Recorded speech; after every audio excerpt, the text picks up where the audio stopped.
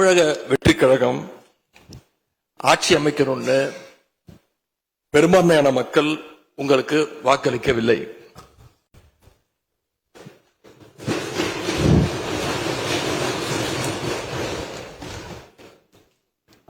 நடந்து முடிந்த சட்டமன்ற தேர்தலில் பதிவான வாக்குகள் சுமார் 4,93,25,000 வாக்காளர்கள் வாக்களிச்சிருக்கிறாங்க. தற்போதைய ஆளுங்கட்சிக்கு வாக்களிச்சவங்களுடைய எண்ணிக்கை எவ்வளவு தெரியுமா? 1,72,26,000 தான்.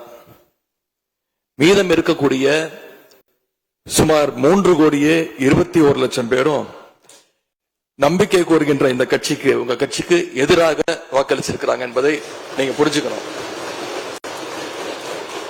அதாவது கிட்டத்தட்ட 65% மக்களால நிராகரிக்கப்பட்ட ஒரு ஆட்சி மேல எங்களுக்கு மட்டும் இல்ல, உங்களுக்கு வாக்களிச்ச மக்களுக்கே கொஞ்சம் கொஞ்சமா நம்பிக்கை குறைஞ்சிட்டு வருது.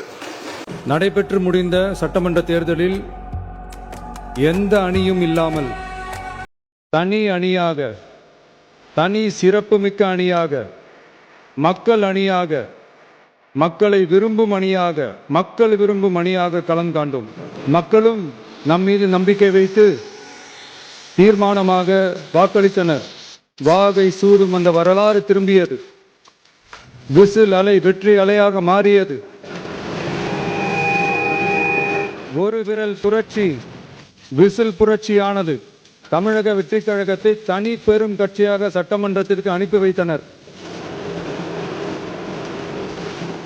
மனசாட்சி உள்ள மக்களாட்சிக்கு ஆதரவளித்த அனைவருக்கும் மீண்டும் என்னுடைய நன்றியை தெரிவித்துக் கொள்கிறேன்.